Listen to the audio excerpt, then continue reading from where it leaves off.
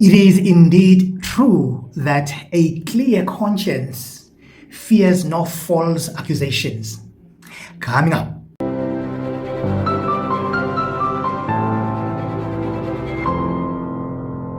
Well, as some of you might know that Fadiel Adams has opened a criminal case against Lieutenant General Mkhwanazi, accusing him of perjury, which is lying under oath. This comes after Mkhwanazi sent a WhatsApp message to the committee, withdrawing some of the information that was mixed up by his legal team that were analyzing the information. And of course, they got the account number names wrong, and where the lieutenant obviously ended up accusing Nkele, saying that it's Nkele sent an account number to Ket Madlanga, and that was not the case. It actually was not Nkele. So obviously Mkhwanazi sent a WhatsApp message to the committee, apologizing and of course withdrawing that statement. So this is what I'm talking about. Just listen to this. Just before we adjourned, we received a text message, and subsequently we had a short conversation with Lieutenant General Mkhwanazi, in which he says that this allegation is withdrawn. The team, you probably know better than us, that was working on the analysis got the bank account number wrong, and that it's not a reference to you. So the allegation is withdrawn, with due apologies from Lieutenant General Mkhwanazi for any inconvenience or hurt caused. Then Adams was like, I got you, man. I got you, Mr. Mkhwanazi. Then of course he is taking Mkhwanazi to court for that same mistake. Enlighten us, what charges did you lay against Mkhwanazi? I've asked for a charge of perjury to be laid against the Honourable General, because the General came into Parliament and lied under oath. He sends a WhatsApp message, SMS. This is not a WhatsApp group. This is Parliament. You're not allowed to lie here, even if you are the Honourable General. But my issue with Mkhwanazi is, since the day of that infamous press conference, this man has not offered an ounce of evidence. It's just allegations, left, right, centre, and the country is lapping it up.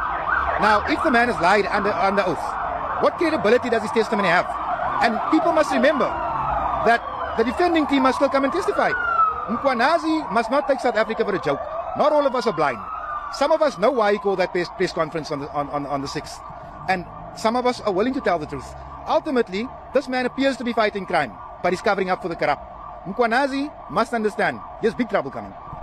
Fadiel, also there was an allegation made against you with pertaining the classified information that you had access to. Mkhwanazi saying that you were not supposed to have that, access to that. Have you had any communication from the Madlanga Commission of Inquiry in terms of appearing there? I know that there's no specifics yet when it comes to Parliament's ad hoc committee. I have received communication from Madlanga. I have informed them that I cannot make a submission until General Khumalo, who is the subject of my investigation, has testified. Remember, he apparently got sick a day into testimony. So I can't say anything until I hear what he's got to say. So Fadiel Adams says he's been called to come and testify. I'm not too sure this is Madlanga Commission or both commissions. Then Jiggy, he says, no, look, me, I cannot testify before Khumalo, before General Khumalo. Yeah, General Khumalo must come back and testify first. Then I will testify after that. Dude, if you are telling the truth, if you know that whatever you are saying, it can stand on its own, why would you like General Khumalo to go first? Because already by so saying, you are saying to us that your information, your testimony, whatever you are bringing on the table cannot stand on its own. If you know that you are telling the truth, dude, the truth can stand on its own. It doesn't need anyone. Whether you go first or you go last, truth is the truth. And that again shows that the man has got nothing to offer. And this thing of him being called to come and testify on these commissions makes him nervous. But Mkhwanazi has an issue with me having obtained top secret information. He's talking top secret information in Madlanga, in commission, without having the relevant security clearance. Africa, understand, your provincial commissioner does not have top secret classification, which means he's not supposed to receive top secret classified documents, which means he can't dispense a budget properly, he can't work out a strategy properly, he can't give directive properly because he doesn't have access to top secret information. Or does he? Is he guilty of the same thing he's accusing me of?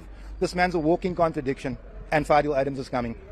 Just a last question to you. It appeared from the former Police Minister Bheki Cele's response in the ad hoc committee that he was fine with the retraction of that came from Mkhwanazi, the apology with regards to that.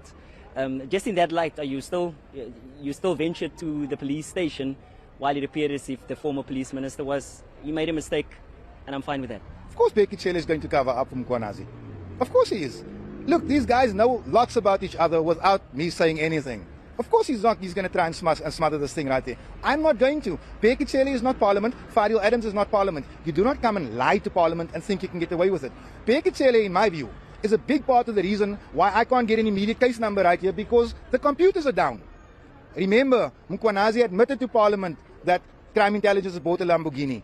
That's against supply chain management policy. It's against every policy. Did he lay a charge? The general is aware of criminality in crime intelligence. Does he lay charges? No, he holds on to the information for years. This is the Honourable General, the savior of SAPS, Nhlanhla Mkhwanazi. So since Fadiel Adams didn't have anything to accuse Mkhwanazi for, he obviously took that flimsy excuse and tried to corner Mkhwanazi on that. And again, big mistake by Fadiel Adams. Well, Mkhwanazi has since responded to Fadiel Adams. And even on Mkhwanazi's response, you can tell that Fadiel Adams is just scratching the surface. He is no match against Mkhwanazi. There is nothing, absolutely nothing Fadiel Adams has in his hand, nothing substantial that he has in his hand that's worth taking Mkhwanazi to court for. And listen to the general, my man. Or maybe let me start with Mr. Adams. The story is about Mr. Adams gone to police station to open a case against me. We'll deal with that at the ad hoc committee. If there's any case open at the police station, anyone has got the right to open a case. Police must investigate, and if there's a crime committed and the police feels that they must take that into the courts, and the court, if they decide to prosecute, or prosecute. I was never afraid to be prosecuted. I'm not going to be afraid to be prosecuted now. So if Mr. Adams, who I spoke about in that commission, feels that he must then use the strategy to threaten or intimidate, it's okay. I'm not afraid of that. We already understand which side of the law he is. We'll find each other at the right place. Let it happen. He must bring it on. I will never be afraid of it. I'm still going to go back, I'm told, back to the commission, to the other committee, so we'll appear there and go and explain. And as I've said before, what I presented before the citizen in July, was not my making of it. It was the South African Police Service members, hardworking men and women, who are frustrated. And I'm sure as we are watching what's happening in the commission, we get to hear more and more police officers talking about their frustrations. So I said in my presentation, I've said in my statement, what I'm talking about is information I have. Some of it I read on documents that I'm entitled to read, and some of it is information I received from the colleagues that briefed me on it. So as I presented, representing the men and women in blue, where there was any omission or error made, that was not intentional and it's going to be explained.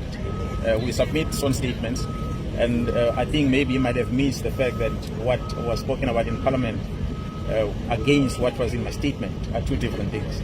So maybe he needs to get my statement and read it and see where I wrote whatever that he went to open a case on, or else he's opening a case against what I said. What I said is coming from the team, and it's going to be explained when we go back to Parliament. We'll leave it like that. I can't comment about what's happening in the commission. Everyone is watching it as it unfolds. So what I've said before, what we are comfortable with as law enforcement is that at least that gives us a space to be able to do our work. Because all what we are crying for is an opportunity for us to do our work. So as we do our work and be allowed to do our work, that's the only opportunity that we are crying for. So at least we are seeing some activities happening now. We are quite happy with some of the things that are coming out, so that at least society gets to see the frustration that men and women are facing on a daily basis as we go about their business.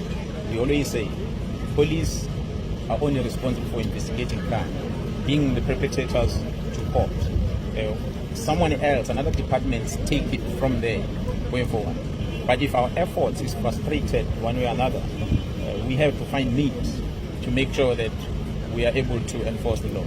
But if we are frustrated, like in this sense, in extent that it happened, we were left with no options but to bring it to the attention of the public. And I'm glad the President took the decision he took to establish a commission. And I'm happy that Parliament is embarking on the process that they are busy with. That will help us all. So that's all we can comment on for now. Yep, that is the general right there. Sober-minded, cool, calm, collected. Clearly, Mr. Adams doesn't stand a chance here at all. And what amazes me about Fadiel Adams is that you can tell that he has this personal vendetta against Mkhwanazi, or maybe somebody is paying Fadiel Adams to pull down Mkhwanazi. And if that be the case, really, if I were Fadiel Adams, I will go back to my handlers and say, guys, you are setting me up for failure here. The guy that you are putting me up against, come on, guys. I'm not even half a man of what Mkhwanazi is. Exactly. Because now, look, he is accusing Mkhwanazi of making that mistake, of course, of accusing Cele, or of accusing Cele having sent the account number to Madlanga, and of course saying that it's perjury, saying that Mkhwanazi lied under oath. If that be the case, then let's assume that fine, Mr. Adams is telling the truth. But how about Mkhunu, who lied under oath twice?